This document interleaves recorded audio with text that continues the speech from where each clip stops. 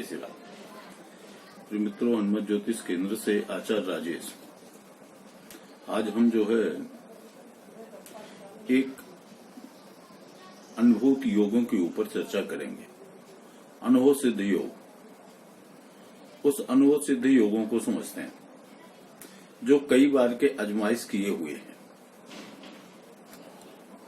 अर्थात चंद्रमा और नेपच्यून की युति अगर होती है किसी की कुंडली में, तो यह व्यक्ति जो है असंभव कार्य के पीछे सदा भागता रहता है, लेकिन वह कार्य जो है कभी सफल नहीं होता। इसी तरह से हर्षल और चंद्रमा की युति अगर होगी तो वह व्यक्ति जो है स्वतः अपने को जो है कोई महापुरुष मानेगा।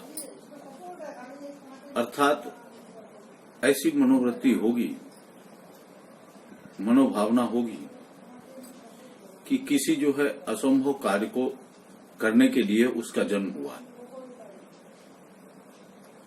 चंद्रमंगल का योग युति हो या कम से कम 75% जो है इसका प्रतियोग हो, तो ऐसा व्यक्ति जो है फौजदारी के केसों में सदा जो है कष्ट पाता है।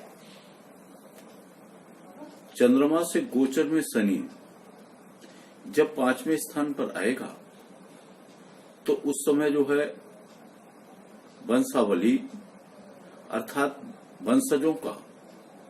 वंशजों की हानि करेगा, धन की हानि करेगा, मान की हानि करेगा, घर से जो है तो भाग जाने की स्थिति बन सकती है, व्यापार में जो है दिवालापन निकल सकता है, स्वजनों से विरोध होगा और दीवानी के मामले में व्यक्ति जो है फंस सकता है।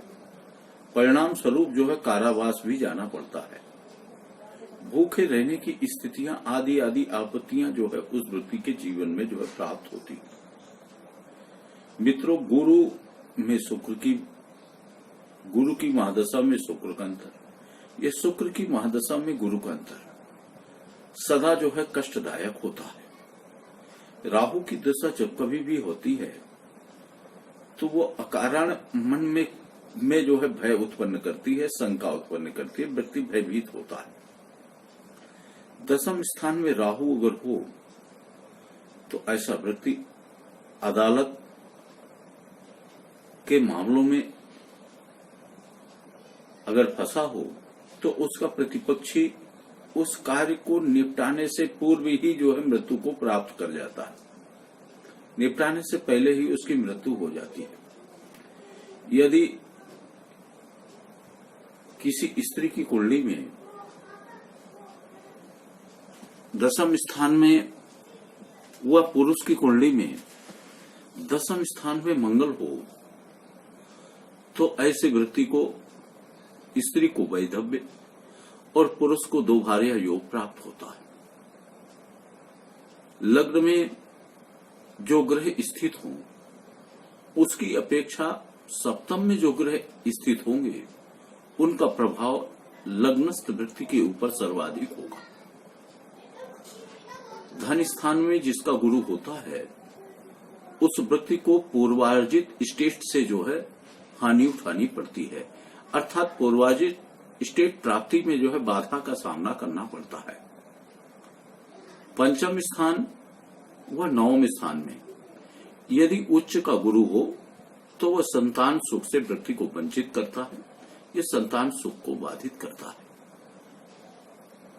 मित्रों, वृश्चिक राशि को, वृश्चिक लग्न को अगर हम जो है 3 नवमांशों के हिसाब से अलग अलग देखें तो प्रथम नवमांश 10 अंश का वो दृश्यकांड के हिसाब से देखें तो प्रथम दृश्यकांड 10 अंश का होगा।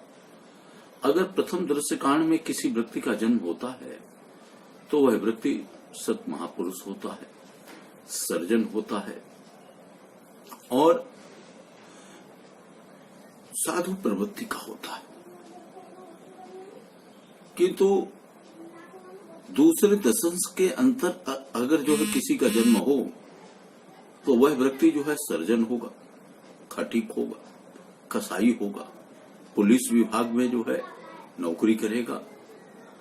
अर्थात तीसरे दशंशों में अगर किसी का जन्म होता है तो यह व्यक्ति जो है अति स्वार्थी होगा, दुष्ट मनोवृत्ति वाला होगा, दूसरे के घर में जो है आग लगा करके और अपनी रोटी सेकने का उसका जो है तो स्वभाव होगा। दया, क्षमा, ममता उसके अंदर बिल्कुल नहीं होगी। तो आज मित्रों जो है हमने इन कुछ योगों पर चर्चा की है। जब कभी अवसर मिलेगा तो अन्य योगों पर जो है तो चर्चा करेंगे। तब तक के लिए आप सबको जय श्री राधे, जय श्री राधे, जय श्री राधे, जय श्री राधे। आनंद हो, मंगल हो, श्री बांके बिहारी की कृपा बनी रहे। हमारे चैनल को देखें, सब्सक्राइब करें, लाइक करें।